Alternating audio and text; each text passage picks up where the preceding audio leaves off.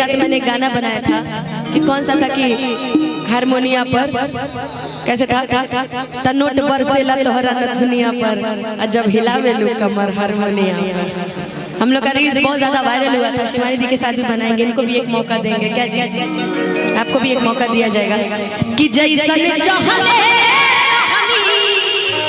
अरे वैसन धनिया मोर बड़ी कि सावर न गोर बड़ी हो कि थोड़े झर हर पातर मोट थोड़े अरे गोर बड़ी कि सावर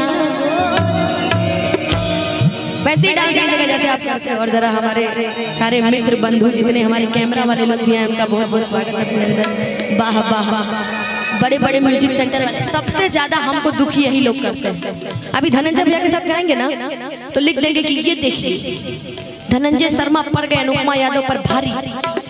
रेलम रेला का है भाई, मतलब व्यूज के लिए कुछ भी करोगे तो हम भी कह देते हे कलकत्ता काली माई, हे सीता मैया चैनल में ले ली हो जे ऐसा चढ़ावे ओकर चैनल में तू ले ली हो। मारपीट हम कलाकार में कम होला, तहरा लोग की वजह से होला। तू लोग ना गलत चढ़ेबा तो हमने के गाली ना सुन जाई नो, तू लोग कुछ चढ़ा देवेला यार। हमारे सुमित बाबू देखिए वाह काफी स्मार्ट लग रहे हैं चश्मा वश्मा लगा के। क्या जी कि जैसन सोचले रहनी वैसन पियबा बोल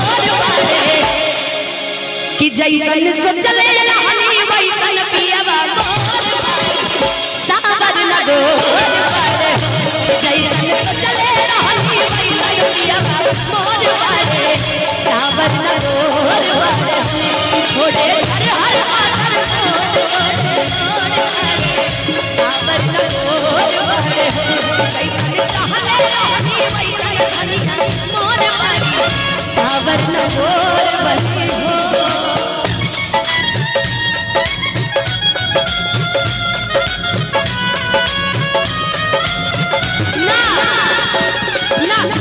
हमरा नाम ना जावे ई ओरिजिनल धुन में हमरा मजा ना आवे। हमरा जानते नहीं मजा के में बजत रहे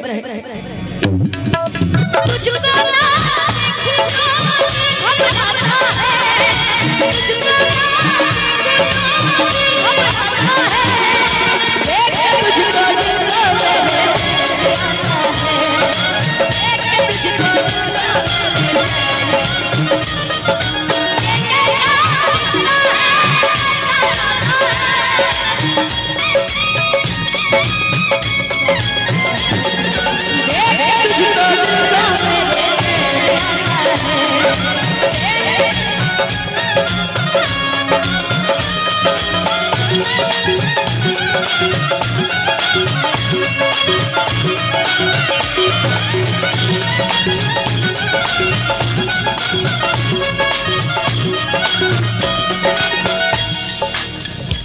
लड़की कहती है कि हमार बलम जी जब बोल दी है नू तब फूल बरसे लगी।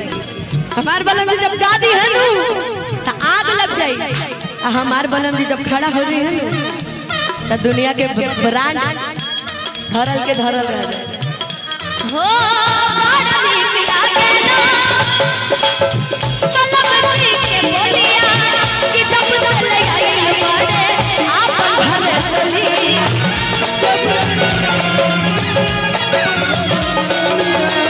बड़ा लगेला बलम जी के बोलिया जब से लगाइल बड़े आप घर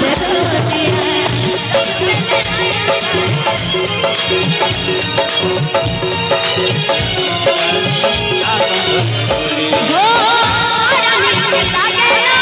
बलम जी के बोलिया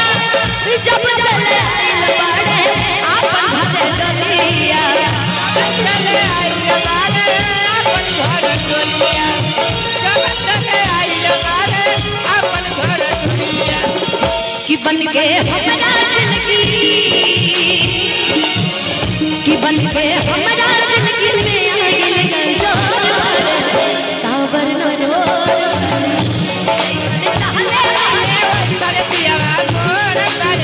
सावर न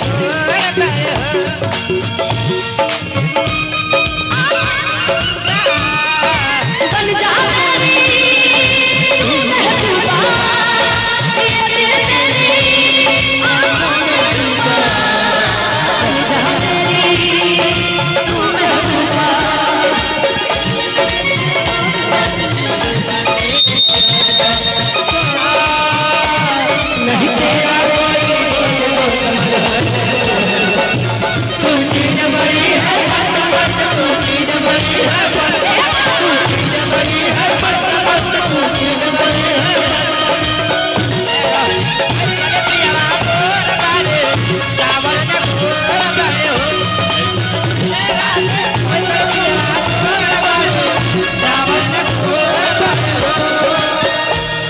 सज के सजरिया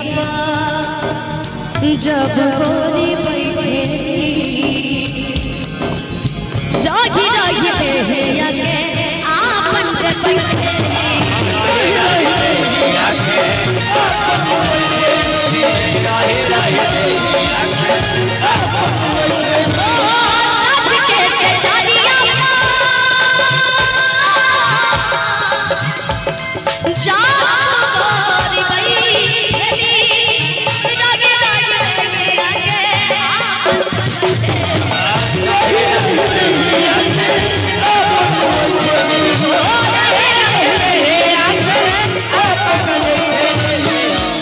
जो मेरी रूह को चैन दे वो खुशी बन गए हो जिंदगी बन गए हो जिंदगी बन गए हो जो मेरी चैन दे वो खुशी बन गए जिंदगी बन गए हो जिंदगी बन गए हो कि जैसे सोचले